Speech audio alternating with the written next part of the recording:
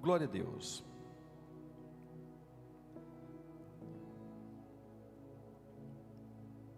Lucas capítulo 3, versículo 4. Lucas 3, 4. Assim como está escrito no livro das palavras do profeta Isaías: voz do que clama no deserto, preparai o caminho do Senhor, tornai retas as suas veredas, pois todo vale será aterrado, e todas as montanhas e colinas niveladas, as estradas tortuosas se transformarão em retas, e os caminhos acidentados serão aplainados, e todos os seres viventes contemplarão a salvação que Deus oferece.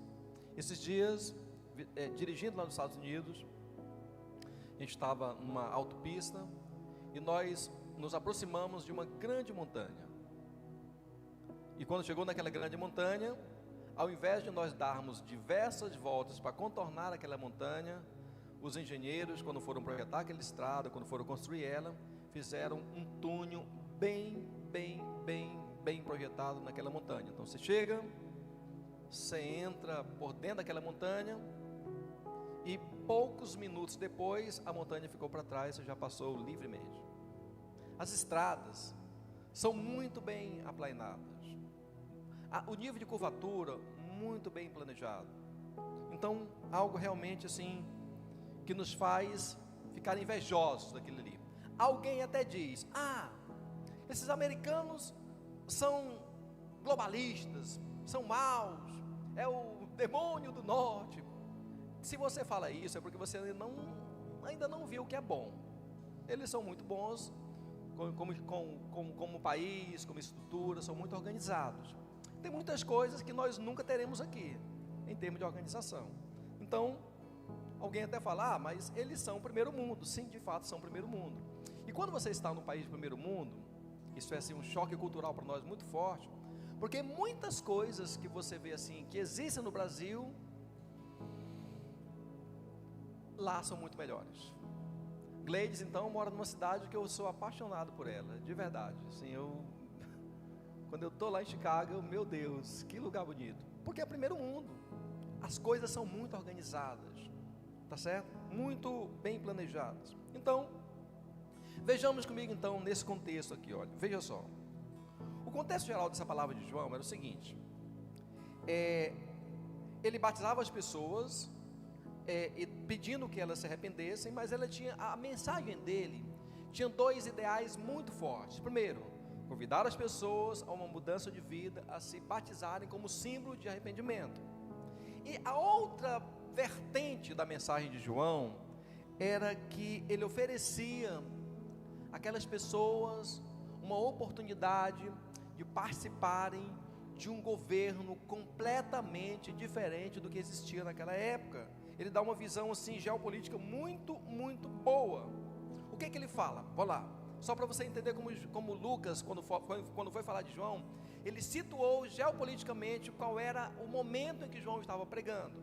Ele fala o seguinte, versículo capítulo 3, 1: no 15º ano do reinado de Tibério, no 15º do reinado de Tibério César, época em que Pôncio Pilatos era governador da Judéia, Herodes, o tetrarca da Galileia, seu irmão Filipe, tetrarca da Itureia, e Traconites, e Lisânias, tetrarca de Abilene, Anás e Caifás exerciam o ofício de sumo sacerdote. E esse ano, ele fala, esse momento, foi o momento em que em que João, filho de Zacarias, recebeu uma palavra do Senhor, com um chamado muito forte, lá no deserto. Foi nesse momento.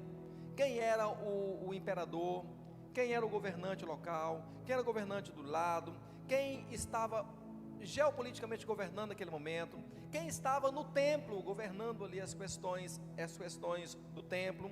Então, ele nos dá um contexto muito forte. E o primeiro deles que ele fala é sobre Tibério César.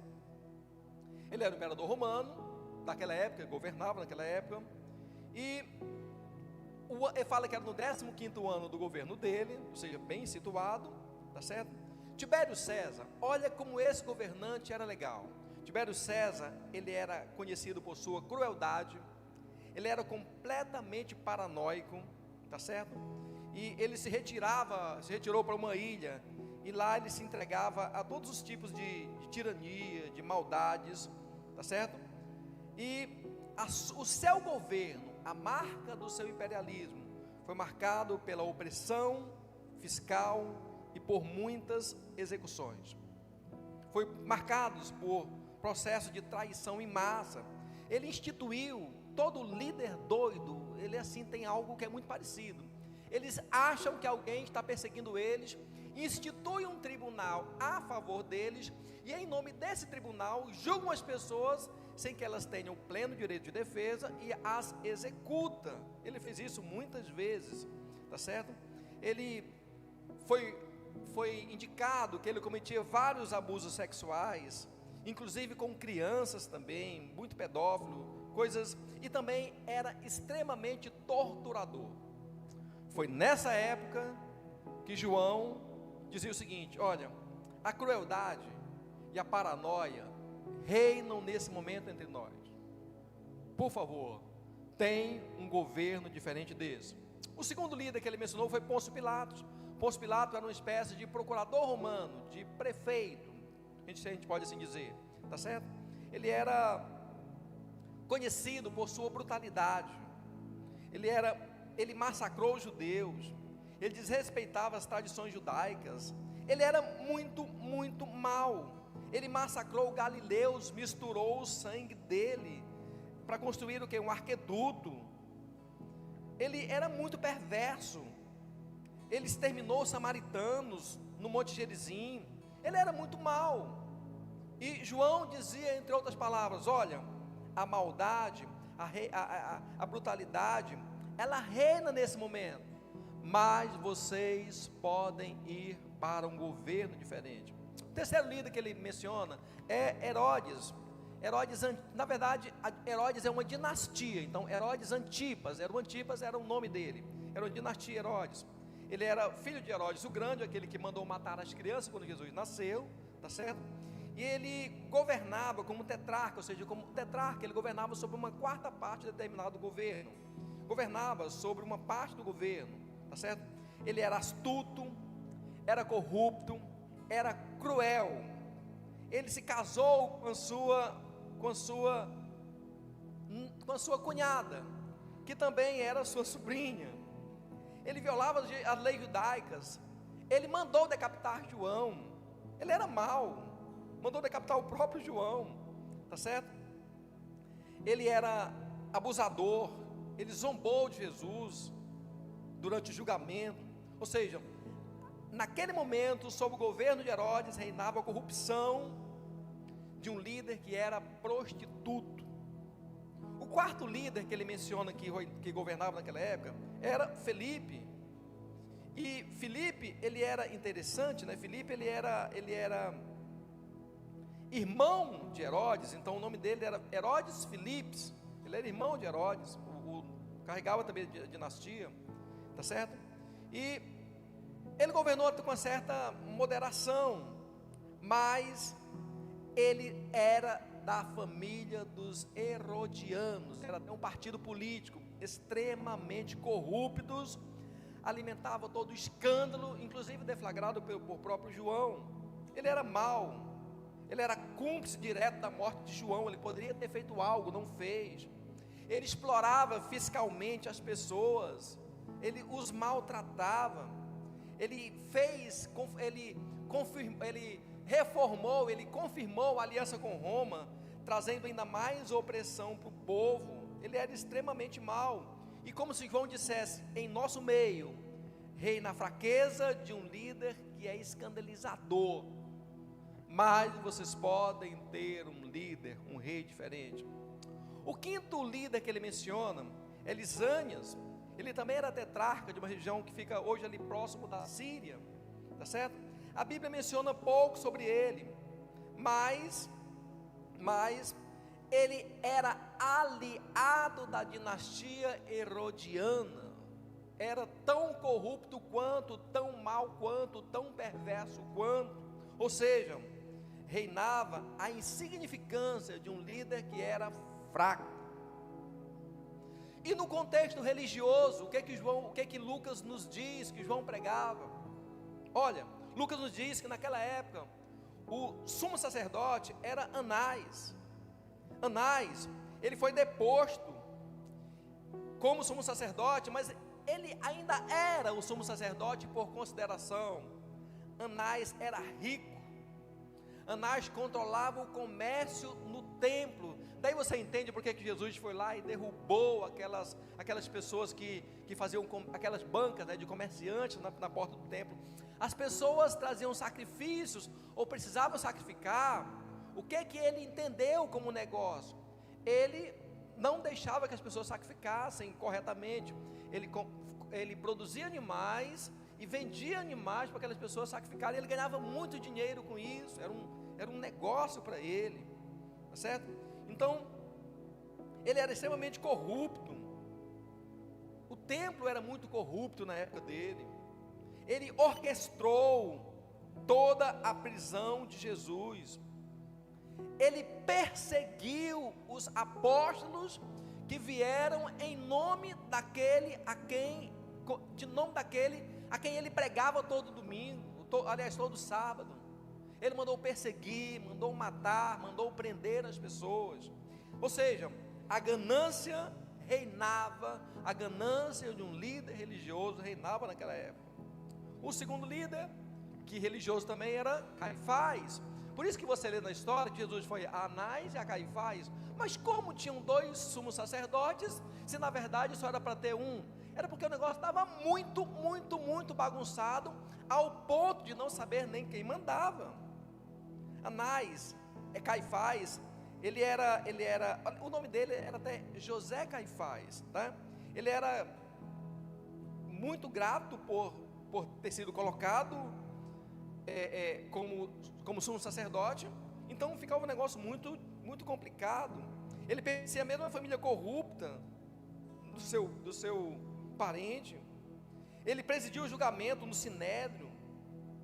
Ele simbolizava a hipocrisia religiosa que João confrontava. Ele participou da condenação injusta de Jesus. Ele também explorava economicamente as pessoas no templo. Ele conspirou para silenciar os cristãos primitivos, dando dinheiro para eles não falarem, se aquietarem, para prendê-los, para manietá-los. Era como se João dissesse: em nosso momento reina o engano de um líder hipócrita. Quando você entende o momento, o contexto geopolítico daquele momento, você entende porque que Lucas, que era muito entendido e estudado, porque que ele começou nos situando, falando do que João pregava, porque João pregava exatamente que existia, a segunda vertente da mensagem de João, era que existia um governo que era diferente de todos aqueles que eles viviam naquele momento. Era um governo completamente distinto. Então, se você pegar, por exemplo, na paráfrase de Eugene Peterson, ele fala o seguinte, só para você ter uma ideia, como que essa paráfrase foi bem composta. Ele diz o seguinte, eu vou ler para vocês, ó. No 15º ano do governo de Tibério César, quando Pôncio Pilatos era governador da Judéia, Herodes era rei da Galiléia, seu irmão Filipe da Itureia e de Traconites, e Lisânias de Abilene, quando Anás e Caifás eram os principais sacerdotes, João, filho de Zacarias, que vivia no deserto, recebeu a mensagem da parte de Deus. Ele saiu percorrendo a terra ao redor do rio Jordão, pregando o batismo de mudança de vida para perdão dos pecados, como descrito nas palavras de Isaías, o profeta. Trovão no deserto, preparem-se para a chegada de Deus, tornem o caminho pleno e reto, toda estrada esburacada será consertada, todo obstáculo será eliminado, os desvios serão alinhados, todas as estradas de terra serão pavimentadas, todos estarão lá para ver o desfile da salvação de Deus. Quando eu olho isso aqui, eu falo, meu Deus,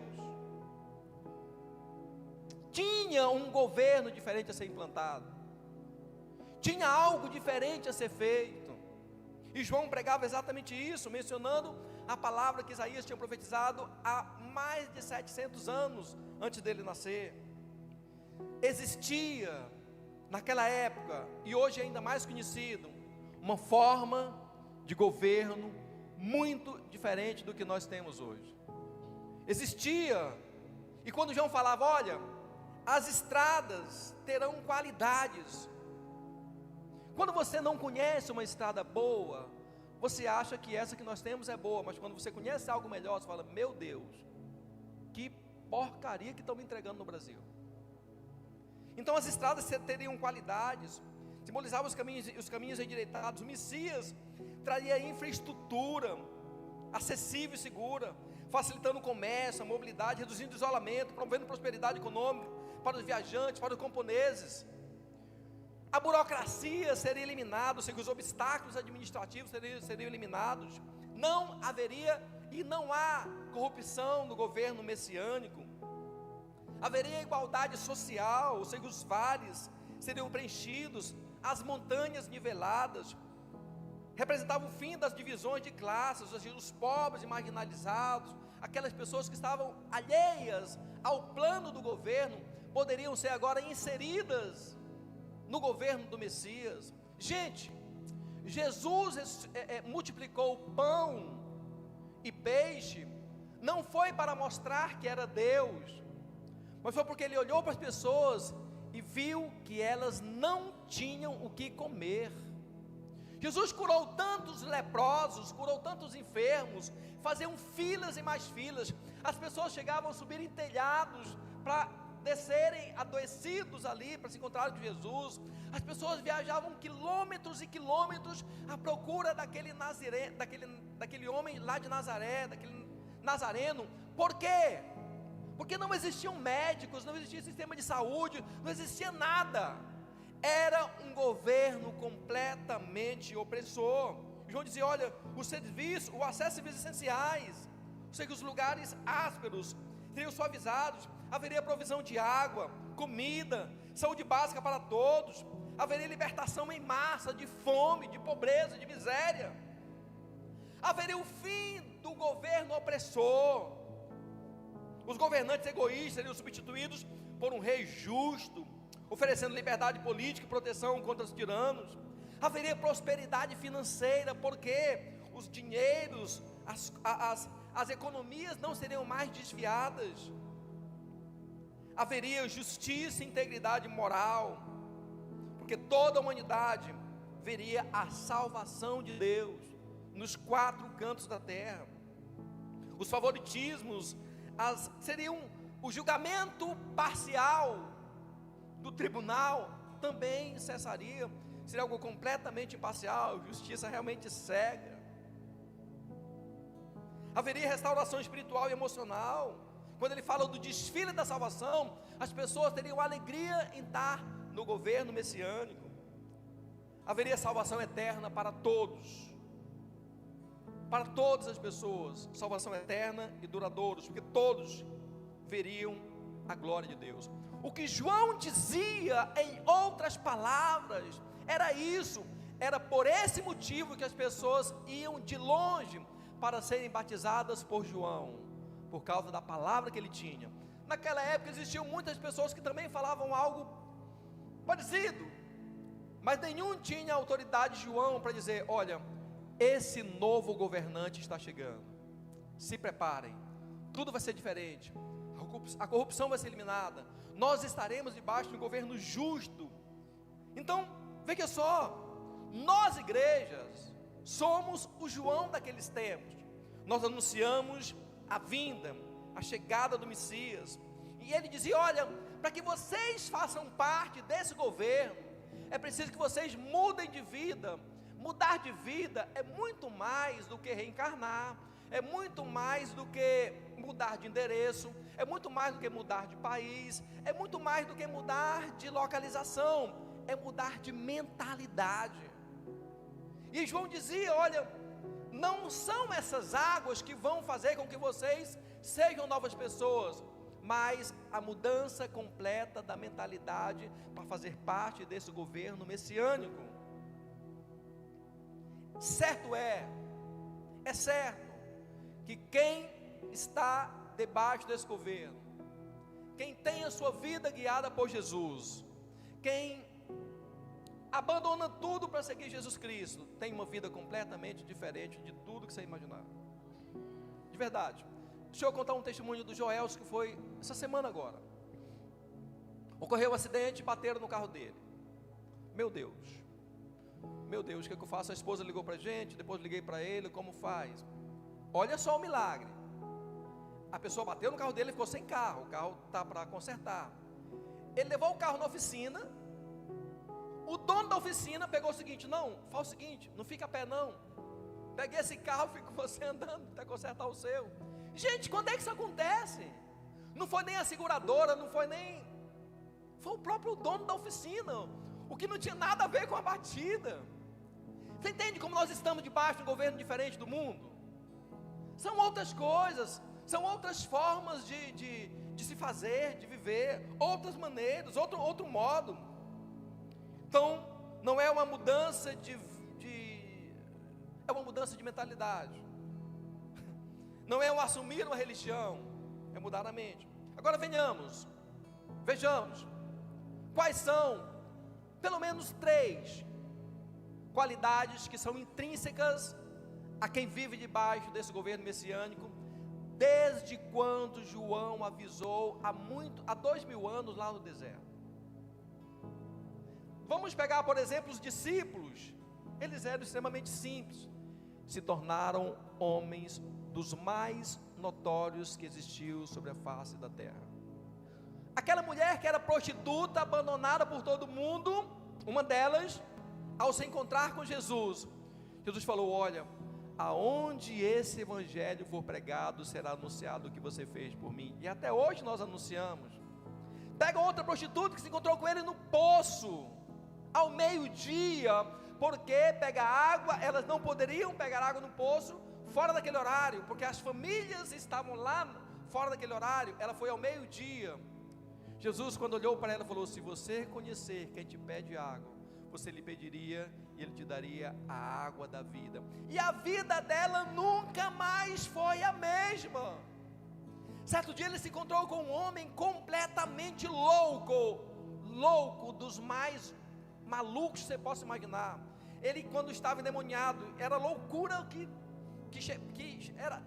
era loucura que deixava de ser mental, era possessiva. Ele quebrava correntes, quebrava cadeias, ele era temido, ele comia defuntos. Era alguém completamente abandonado pela sociedade. Jesus, quando encontrou com ele, tirou dele aqueles demônios que tanto o oprimia. Em poucos minutos, aquele homem que há anos não sabia nem quem ele era, sentou-se ali ao lado de Jesus, ali na frente de Jesus, ouvia nitidamente todas as palavras que Jesus falava. E quando Jesus terminou aquele belíssimo sermão, ele falou: Senhor, me permita te seguir, Senhor. Jesus, quando viu aquela mudança completa naquele homem, falou: faz o seguinte, vai e anuncia aos teus o que Deus fez com você. Aquele homem era temido. De repente ele chega na cidade de barba feita, roupa limpa, alinhado, falando uma linguagem que todos compreendiam, ao ponto de alguém dizer: não é ele. Jesus se encontrou com um homem que era cego de nascença, ele já era adulto. Jesus falou: olha, vai lavar ali no tanque. Aquele homem foi, se lavou. Ninguém acreditava que um homem cego de nascença pudesse ter olhos novamente, porque não era curar alguém que enxergou e agora não estava mais enxergando, era alguém que não tinha globo ocular, não tinha olho, estava completamente ressequido. Quando aquele homem vai e volta, ele volta enxergando tudo e ninguém acreditou. Jesus se encontrou com um homem que estava morto, enterrado no túmulo há 4 dias. Todas as pessoas que aceitaram viver sob o governo messiânico tiveram as suas vidas completamente mudadas. E hoje, o que você pode ver hoje? Fazer parte da igreja, fazer parte de uma célula, estar debaixo do governo de Cristo, a primeira coisa que vai acontecer com você, naturalmente, você será visitado por uma prosperidade econômica e provisão material. Eu não quero, vai bater na sua porta. Você vai ter que dar para alguém, receber você vai. Eu não quero ser rico, eu não quero ter. Você vai ter que entregar para outra pessoa, porque você vai receber. Eu não quero te fazer feliz falando que você vai ficar rico. Eu estou dizendo que todas as pessoas que se aproximam de Jesus têm uma mudança completa no seu status financeiro. E nós conhecemos várias pessoas aqui na igreja que eram de comunidades completamente eram improváveis, e Deus os transformou e está mudando, muda a mente, coloca na faculdade, gente, mudou. Provérbios 10, 22 diz o seguinte: a bênção do Senhor produz riqueza e não provoca sofrimento algum. Coloque na tela para mim, filha, Provérbios 10, 22. Fala para a pessoa que está do seu lado, diga assim: a bênção do Senhor. Mas fale forte, diga: a bênção do Senhor, ela produz riqueza e não provoca sofrimento algum. Alguém que faz alguma coisa secularmente pode ficar rico? Pode, com muito sofrimento, com muita dor, com muita preocupação. A bênção do Senhor não provoca essas coisas, porque pessoas que seguem a Deus e estão debaixo desse governo messiânico, naturalmente, são mais prósperas, porque elas entendem o princípio bíblico. Qual é a lógica? Não é milagre, é lógica. Elas não passam mais a gastar o dinheiro delas com o que não é interessante. Não gastam. Consumismo excessivo, materialismo. Não. Está me atendendo, está bem. Começa a sobrar dinheiro. Não gasta com supérfluos. Eu conheci uma pessoa entre nós que quando ela veio, ela gastava tudo que o marido dela tinha e mais alguma coisa. Tudo. Ela é consumista compulsiva. Hoje, se você a encontrar, o cartão dela tem crédito, e antes era só na correria para pagar. Tem crédito, o casamento foi restabelecido, as finanças foram estabelecidas, e a prosperidade visitou aquela família de maneira sobrenatural. Então, outra coisa que acontece assim, nessa prosperidade, outro evento, é que os vícios e os hábitos destrutivos são deixados de lado. Você gasta quanto com bebida? Eu não sei quanto que custa uma cerveja, mas não deve ser barato, até mesmo porque a pessoa que bebe não bebe uma, bebe várias. Não sei quanto que custa um cigarro, mas não deve ser barato, porque quem fuma fuma vários. Não sei quanto que custa uma cocaína, mas quem usa usa vários, nem uma maconha, nem um entorpecente, eu não sei o preço. Mas quem usa sabe. Esse dinheiro era para eu ter comprado isso lá para casa, não comprei porque eu gastei com essa coisa. Ou seja, esses vícios, esses maus hábitos, esses hábitos destrutivos, naturalmente são deixados de lado. Você não vai gastar com álcool, você não vai jogar em jogo de azar, você não vai para recreações com atos ilícitos, você não vai. Você sai num pós-culto aqui, a galera gosta de pós-culto, quando vai rachar a conta dá R$50. Gente, você não sai numa noitada para gastar R$50 e ser farto. Você gasta muito mais. E era o dinheiro que ia fazer falta para você, para pagar a mensalidade da faculdade, para honrar um compromisso financeiro. Então, quando você vem para Jesus, você entende essa verdade? Não. E você come muito melhor, diga-se de passagem. Você não tem mais entretenimento fútil, imoral. Você não gasta com pornografia. Você não faz eventos extravagantes. Você não consome conteúdo que glorificam a violência, o egoísmo. Você vai eliminando essas coisas. Gente, um dos mercados que mais movimenta dinheiro no mundo é o tráfico de pessoas, de droga, o tráfico. Não, eu já não gasto mais com tráfico. Outro mercado que consome muito dinheiro no mundo, a prostituição, de maneira global. Não, eu já não mexo mais com esse negócio, não. Eu nem pago, eu nem vejo Tinder, estou fora desse negócio. É outra pegada. Eu estou esperando em Deus Ele mandar a minha esposa, o meu esposo. Eu não quero saber com isso. Você economiza. Outra coisa que você vê também nessa prosperidade do seu dinheiro é que você não se endivida por uma questão de vaidade ou má gestão. Não, você ganha 10, você vai gastar 12, 15? Não, você ganha 10, você vai gastar pelo menos 8, vai deixar 20% de sobra, vai guardar para uma emergência. Quando você vê que não, você começa a ter um recurso, algo sobrando. Mas antes você não tinha, agora tem. Outra coisa que é legal também, antes você achava que o dinheiro era pouco, porque quando você recebia o seu salário ou a sua renda, que você ia olhar, os compromissos, as obrigações naturais eram maiores. E agora você recebe, ajuda alguém que está precisando de algo, contribui com a pessoa, e eu vou dizer parece, porque é você que vai ter experiência, parece que não acaba, multiplica, não sobra mês e falta salário, sobra salário no final do mês. Verdade, experimente isso. Então, essas futilidades que Jesus mencionou, Ele advertiu contra isso, sobre o que? Não acumulem tesouro na terra. Não, o básico me atende. Provérbios fala sobre a glutonaria. Não, eu não quero beber, não me interessa. Não é isso. Filipenses 4:8 diz: faça o que é bom, faça o que é agradável. Tá certo? Deuteronômio 28:12 diz: olha, vocês vão ter para emprestar, para prosperar, não é algo que vocês vão ficar endividado todo mês.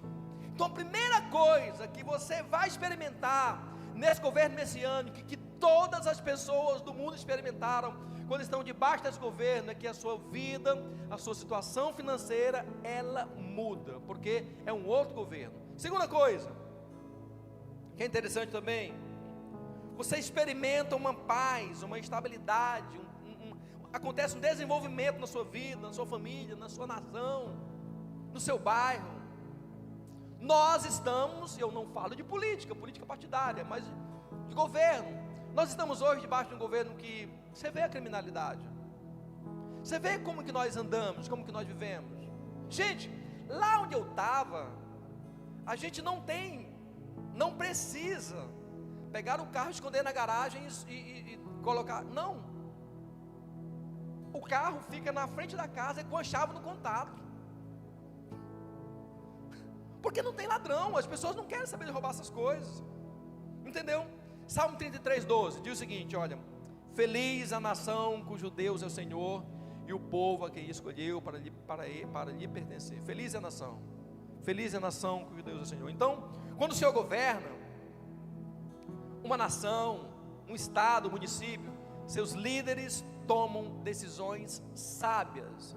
Esses dias eu vi duas cenas que eu fiquei estarrecido, de políticos. Um deles, 2 políticos em 2 municípios vizinhos, inaugurando uma bela ponte de madeira estreita. Gente, quem hoje faz ponte de madeira, meu povo? Para o povo cair. Estava lá o maior fuzuê político inaugurando, eu teria vergonha. Poderia fazer uma provisória, quando construir a definitiva eu teria vergonha. E o outro fato que eu vi aqui também no Nordeste, os dois do Nordeste, político ali, claro, o político não anda só, ele anda acompanhado de muitos assessores, deputados, quem liberou a verba, todo mundo que aparecer no vídeo, inaugurando um quebra-mola. Não, pera cá, pera aí. Não é que essa grande obra do meu município, para evitar os acidentes, foi inaugurar gente, toma vergonha. Gente, beira o absurdo. Quando um líder tem um temor de Deus, ações tolas como essa não passam nem em seu pensamento. Então, naturalmente, quando há um governo de Deus estabelecido, nós observamos de perto uma promoção da justiça e da equidade, ou seja, aplicação de leis justas, inspiradas, por exemplo, em Miqueias 6:8, que o Senhor fala que Ele ama a justiça. Nós não vemos governos que pensam em si primeiro, mas pensam na equidade do povo e na oportunidade para todos trabalharem. Eles cuidam, governos inteligentes não cuidam de pessoas miseráveis.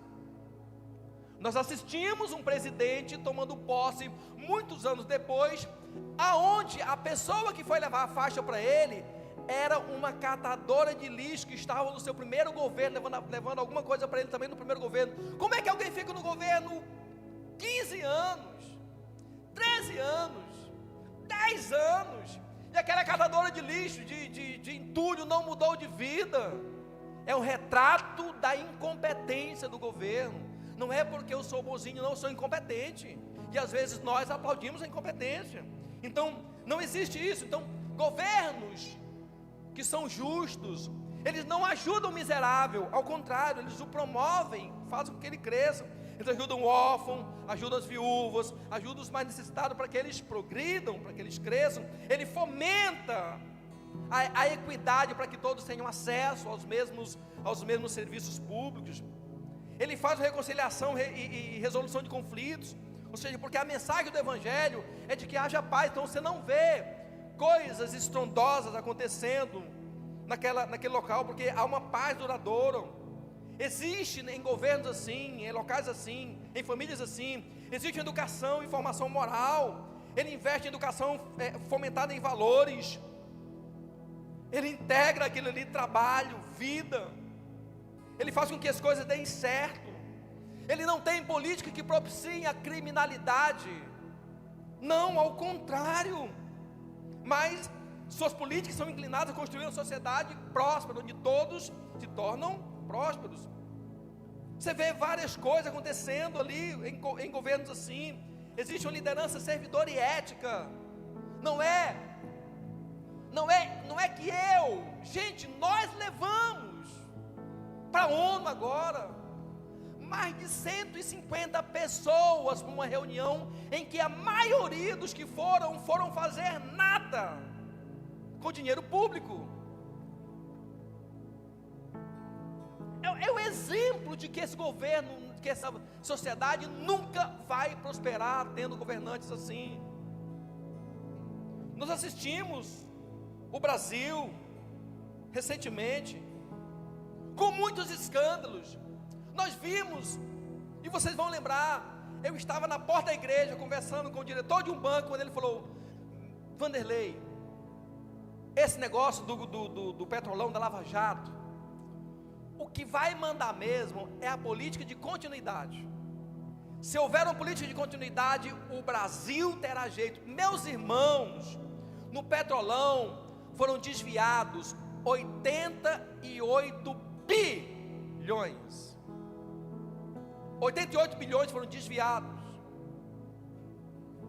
Prejuízo em empresas estatais, muitos prejuízos diversos. Outro escândalo que nós tivemos recentemente, o mensalão. No mensalão foram mais de 101 milhões desviados, com compras de deputados com dinheiros que nunca apareceram. Tivemos agora hoje, fraude no INSS com roubo de aposentados, pensionistas, diversas pessoas necessitadas. O rombo chega a mais de 6 bilhões de reais. Gente, isso soma, só nos últimos dias, nos últimos tempos, soma mais de quase 100 bilhões, soma mais de 94 bilhões desviados. Esse dinheiro, se fosse aplicado no governo messiânico, no governo justo, daria para construir 1.259 hospitais gerais, para atender mais ou menos 250 mil leitos adicionais seriam colocados e favoreceriam muito o Nordeste e o Norte, que são muito necessitados. 1.259 hospitais gerais poderiam ser construídos com esse dinheiro que foi desviado. Seriam suficientes para construir 11.106 escolas profissionalizantes, que abrangeriam a educação de mais de 2,2 milhões de jovens brasileiros, reduziria a evasão escolar em mais de 20% a 30%, daria para construir 23.600 quilômetros de asfalto de qualidade, seria equivalente, por exemplo, a fazer a BR-101, que nasce lá no Rio Grande do Norte até o Rio Grande do Sul. Seria equivalente a fazer ela 4 vezes. Daria para conectar 1.500 municípios rurais.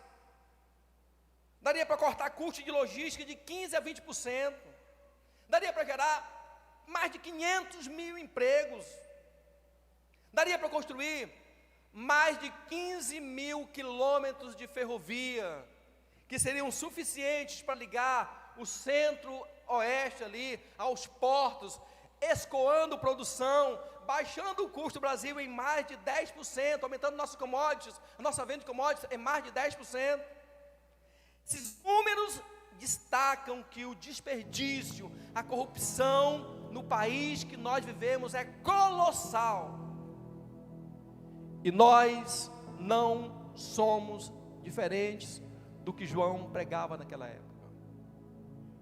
Se fosse somente o evangelho que João pregou, nós diríamos, graças a Deus, nós estamos num momento diferente. Não, estamos num momento igual.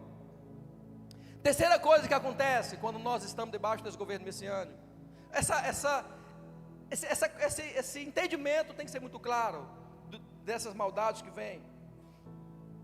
Terceira coisa que acontece no governo messiânico, que Jesus falava, que João falava, que Lucas escreveu, é que haveria um equilíbrio familiar. Gente, a quantidade de pessoas que se envolvem com criminalidade, os estudos mostram, presta atenção, que 70% dos jovens que se envolvem em criminalidades, jovens infratores, vêm de lares desfeitos. Se eu quero destruir uma sociedade, invista na destruição das famílias, invista na desarmonia familiar. 70% dos jovens vêm de lares destruídos. Então, a mensagem de João, registrada por Lucas, é que haveria um tempo no governo messiânico em que o próprio Jesus disse, o próprio Deus falou lá em Malaquias, Ele unirá o coração dos pais aos filhos e dos filhos aos pais.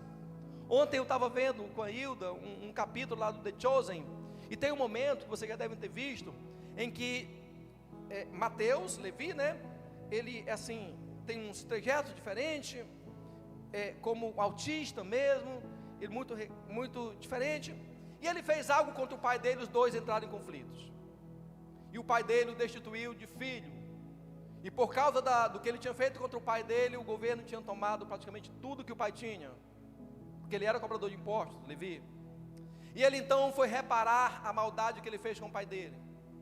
E quando ele chegou lá, essa cena que me chamou muita atenção, quando ele chegou lá, o pai conversando com ele falou, Mateus, a mãe fez a união, e Mateus disse, olha, eu vim reparar o mal que eu lhe fiz. Eu era cobrador de impostos do governo romano, eu fazia algo errado, eu vim reparar o mal que eu fiz. Naquele momento, o pai se levanta e fala, Mateus, quem deve pedir perdão a você sou eu, porque eu também eu rejeitei você como meu filho. E essa mensagem, é claro, é uma ilustração, mas essa palavra Mateus falou ela, depois de ouvir o sermão lá da montanha. Aí o pai dele levanta para Mateus e fala, Mateus, eu estava lá, Mateus, eu ouvi o que aquele homem falou, eu ouvi o que ele disse, o que aquele Cristo falou, eu ouvi o que o seu mestre disse, Mateus, o meu coração foi completamente transformado. Por favor, Mateus, não vá embora dessa casa, more aqui, por favor, esta é a sua casa, este é o seu lar, você não precisa dormir na rua como você dormiu, porque você agora tem um pai no governo messiânico, ele veio unir o coração dos pais aos filhos.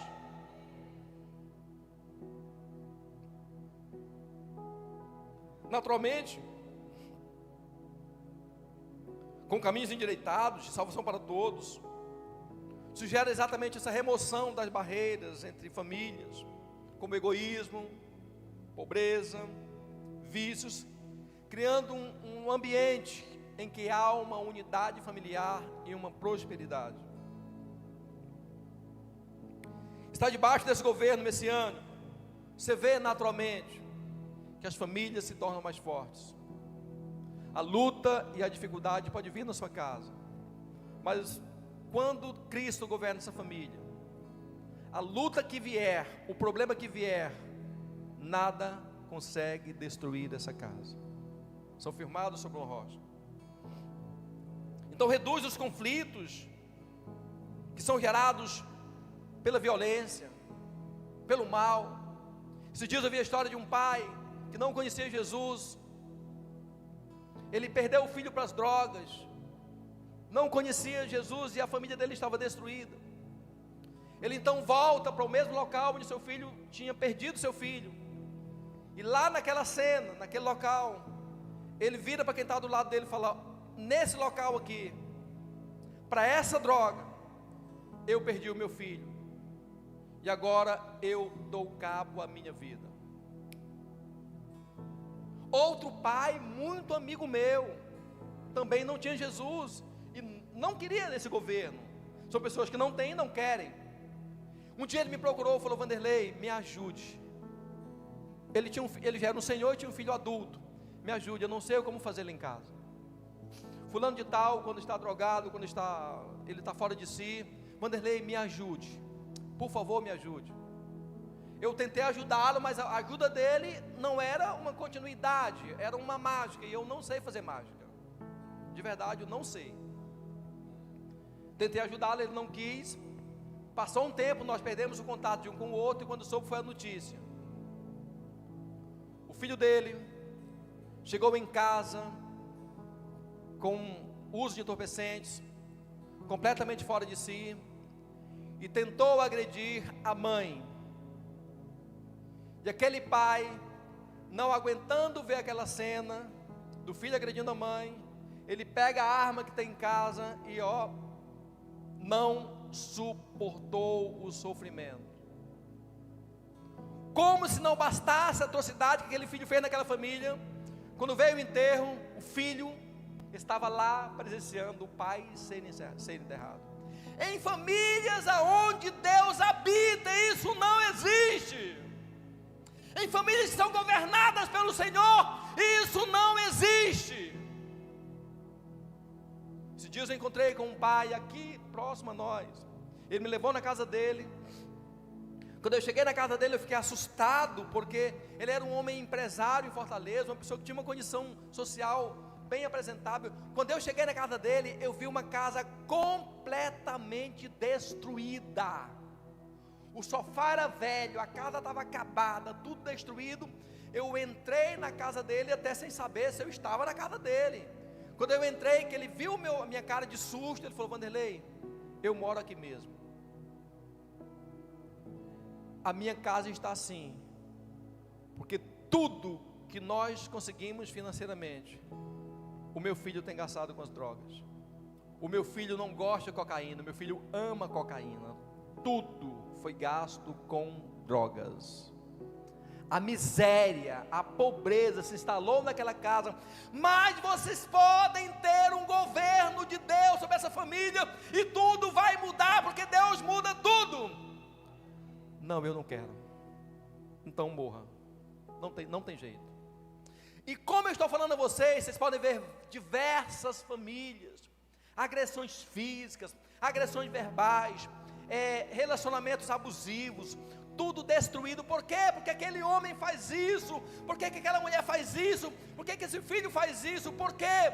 Porque não é uma família governada por Jesus. Porque se fosse, não teria acontecido o que está acontecendo.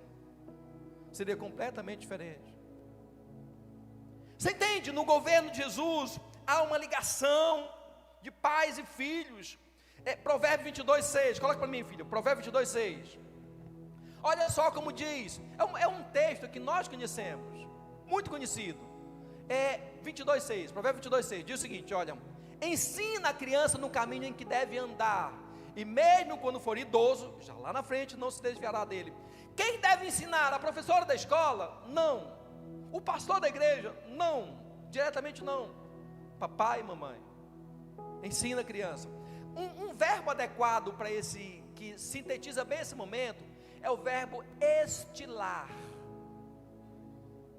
Dar um estilo de vida a alguém. Então podemos dizer, estile a criança no caminho em que ela deve andar. Porque quando ela for envelhecida, esse estilo de vida ainda estará dentro dele. Quando vem uma luta, uma dificuldade financeira, que pode abater qualquer família, os filhos, eles olham para a união dos pais, eles não olham para a luta que está vindo, eles não olham para o problema que está vindo, eles olham para a unidade familiar que tem. E quando eles veem os pais se unindo para enfrentar aquela dificuldade, seja ela em qualquer ramo, em qualquer circunstância, aquela criança que ainda não tem poder financeiro nenhum, quando ele vê aquilo ali acontecendo na casa dos pais, e os pais unidos, os pais felizes, os pais glorificando a Deus, às vezes o pai orando por algo, por uma provisão, às vezes a mãe orando por uma provisão, quando ele vê os pais unidos, duas coisas acontecem com essa criança, duas coisas. A primeira delas é que um espírito de fortaleza o visita. Ele não é traumatizado porque papai sofreu, não. Ele é alimentado porque ele viu o papai e a mamãe suportando dores, mas nunca largaram o amor deles por Jesus. Ele se transforma em alguém que vai vencer. É muito comum você ver aquele jovem que quando venceu na vida, a primeira coisa que ele faz, vai lá atrás, pega papai e mamãe, na situação que ainda pode estar, a primeira coisa que ele faz é mudar a situação financeira dos pais, antes mesmo de mudar a dele, vai lá e muda dos pais. Você vê, meu pai teve um sonho de ter algo e não pôde conquistar durante a vida dele toda. A primeira coisa que esse jovem, quando prospera, que foi criado nessa família com muita luta e dificuldade, a primeira coisa que ele faz é pegar aquele pai, aquela mãe e dizer: aqui está o que vocês tanto sonharam, agora eu posso proporcionar a vocês. Ele não é traumatizado, ele não é, não, ele é equilibrado, ele é forte, ele é vencedor. Aonde que ele aprendeu a ser vencedor? Através do estilo de vida que ele viu os pais professarem durante toda a vida deles. Qualquer prova que vier na vida dele, ele falou assim: meu pai e minha mãe passaram por essa, eu vou passar dando glória a Deus. Então, esse é o governo messiânico, isso que acontece. E quem pregava essa mensagem? Quem dizia sobre isso? João capítulo 7, versículo 1, versículo 18. Eu vou ler com vocês. João 7, 18. Diz o seguinte, olha. Então, João 7, 18. Quem era João? João 7, 18. Então, os discípulos de João relataram a todos esses acontecimentos.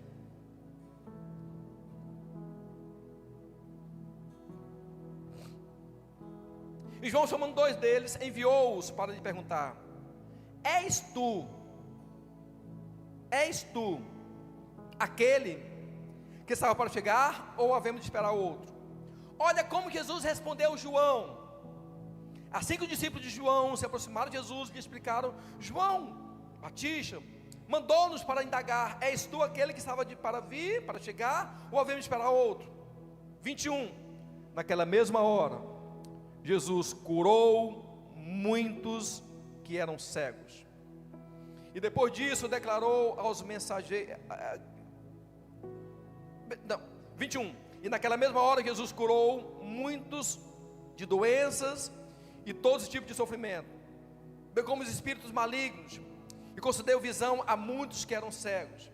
E depois disso declarou aos ouvintes, ele falou: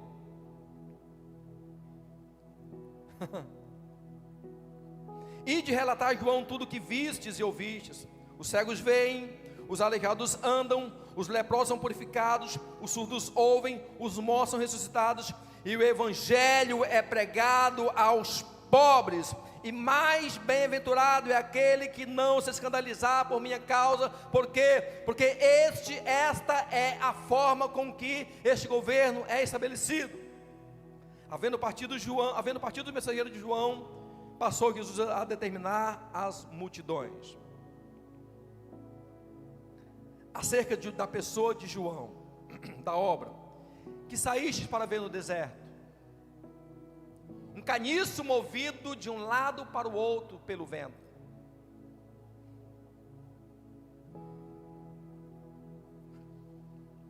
Que saíste a contemplar um cavaleiro vestido de roupas finas? Ora, os que vestem roupas suntuosas e se entregam ao luxo, vivem em delícias, estão nos palácios. Afinal, que fostes observar? Um profeta? Eu vos asseguro que sim, e muito mais do que um profeta. Este é aquele a respeito de quem está escrito: eis que enviarei o meu mensageiro à tua frente, pois ele preparará o teu caminho diante de ti. Eu vos afirmo que dentre os nascidos de mulher, não há um ser humano maior do que João. Todavia, o menor no reino de Deus é maior do que ele, porque João pregou algo, e nós estamos vivendo daquilo que João pregou. João pregou que o Messias viria e transformaria. Nós podemos, com as nossas decisões, estarmos completamente debaixo desse governo messiânico, dizendo: Jesus, o Senhor toma de conta da nossa vida.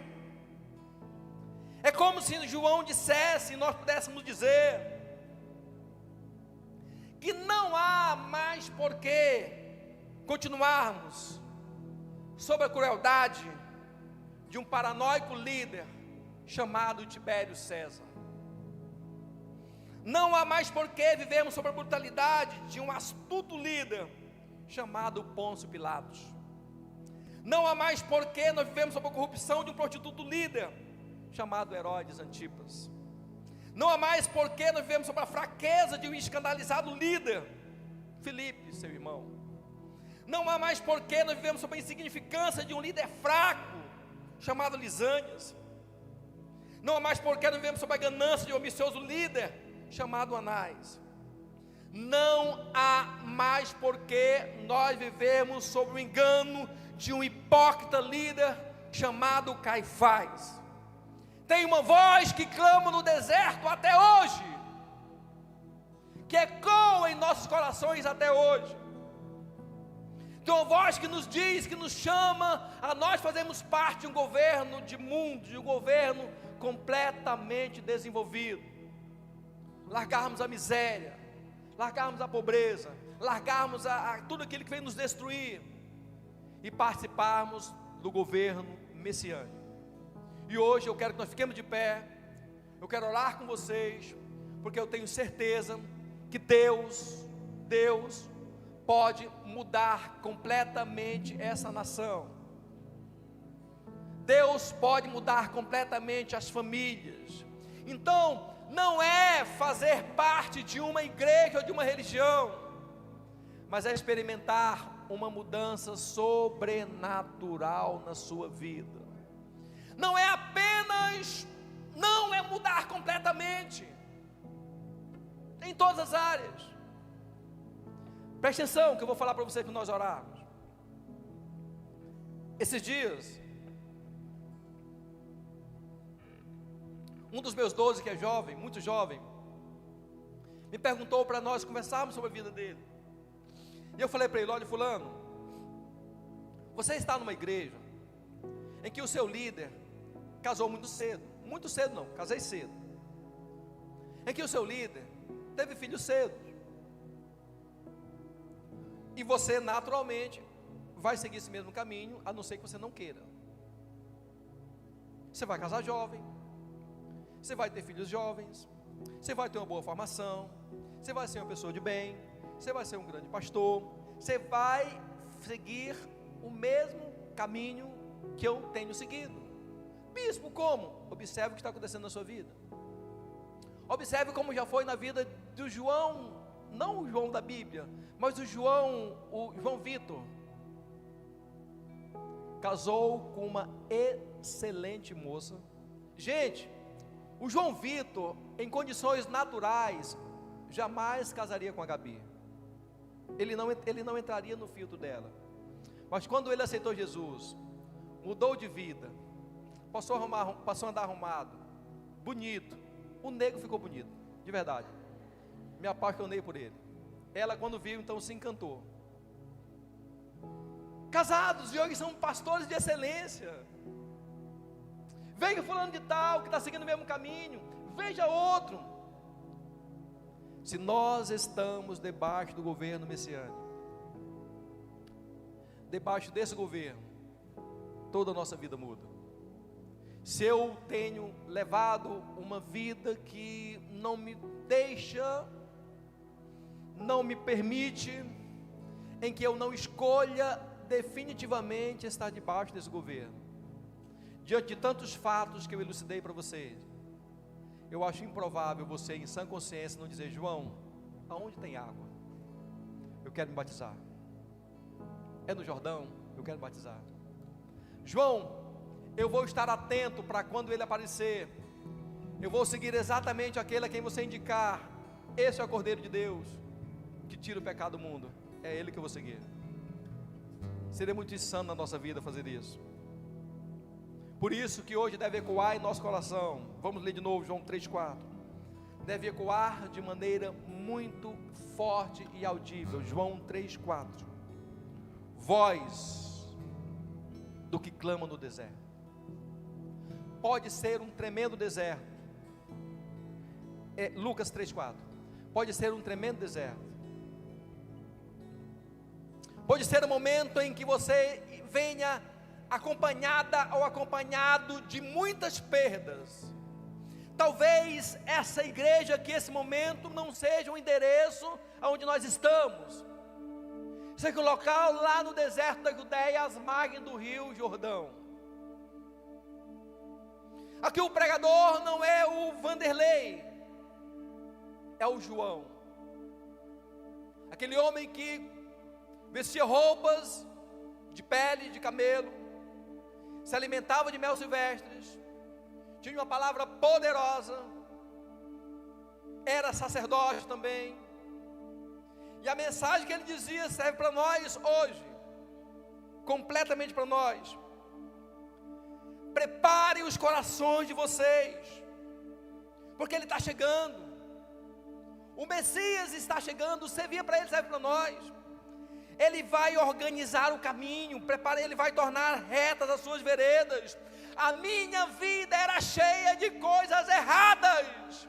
Eu andei até hoje cometendo erros e mais erros, não sei como proceder. As pessoas que ouviam João tinham os mesmos problemas que nós temos hoje. Dizia: olha, tornem retas as veredas, porque no governo dele, todo vale, toda dificuldade, toda depressão, toda luta, tudo aquilo que às vezes desce e não consegue subir, todo vale não será pavimentado como vale. Deus não vai corrigir os seus problemas, como diz o pastor Lucas, sem antes corrigir você. Vai nivelar o vale, vai construir pontes aqui por cima. Era uma dificuldade passar por essa luta, por esse problema. Ele vai transpor você, essa é a vontade dele. Todas as montanhas, essa dificuldade grande que eu não consigo passar, ela é maior que eu, é maior que a minha fé, é maior que a minha experiência. É uma luta intransponível no governo messiânico. Nesse governo de Jesus, todas as montanhas serão niveladas. Ele vai tirar de onde não tinha e colocar onde tem, e vai mover e vai arrumar até que a sua vida seja reta e plana. Se houver alguma curva, ele vai combinar com você antes qual é a curva que você quer. Mateus, quando escreveu algo semelhante, ele diz o seguinte: e ele não apagará o pavio que fumega, e ele não esmiuçará a cana que já foi moída. E ele disse de si mesmo: tragam sobre mim o jugo de vocês, porque o meu jugo é suave e o meu fardo é leve. Não andem com pesos pesados. Era impossível acontecer. Ele chega e diz: vai acontecer, porque eu dou ordens aos meus anjos ao teu respeito, para te guardarem em todos os teus caminhos. As estradas tortuosas, as decisões tortuosas, as escolhas tortuosas, os negócios tortuosos, a vida tortuosa, serão transformadas em retas. Você será conhecido pela retidão do Deus a quem você serve. Os caminhos acidentados, trepidantes, cheios de buracos, cheios de lamas, os caminhos difíceis da sua vida, eles serão todos aplanados. O desenvolvimento chegou na sua vida. O desenvolvimento chega, as estradas mudam, há uma mudança completa na sua vida. O Deus do desenvolvimento chegou para o local aonde Ele quer nos levar. Só um tolo não aceita. Para o local onde Ele quer nos levar. As ruas são de ouro. O muro da cidade é de pedras preciosas. O rio dessa cidade não é poluído como o rio Cocó. O rio dessa cidade é um rio de água viva. A árvore dessa cidade é maravilhosa. As folhas da árvore dessa cidade curam qualquer enfermidade.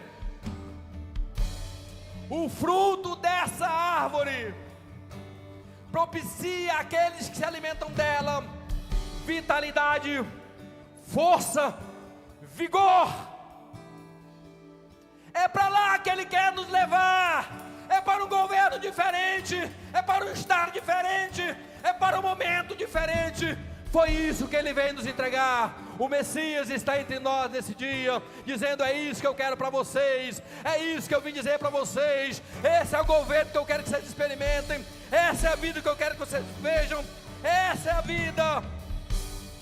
E Ele diz: e todos os seres viventes contemplarão a salvação que Deus oferece a cada pessoa. Todos os seres viventes contemplarão, verão a salvação de Deus na sua vida. Quem é aquele homem? Quem é aquela mulher? Ele se encontrou com Jesus. A vida dele foi completamente mudada, porque aonde Jesus entra, a transformação acontece completamente. Feche seus olhinhos, comece a orar primeiro pela sua vida. Pode orar.